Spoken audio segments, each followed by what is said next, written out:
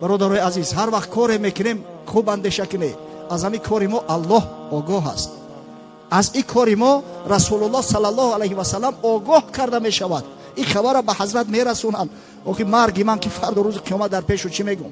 بالفرض مردم ندیدن پوشیده کردم، اما اوکی از خدا پوشیدش نمی شود.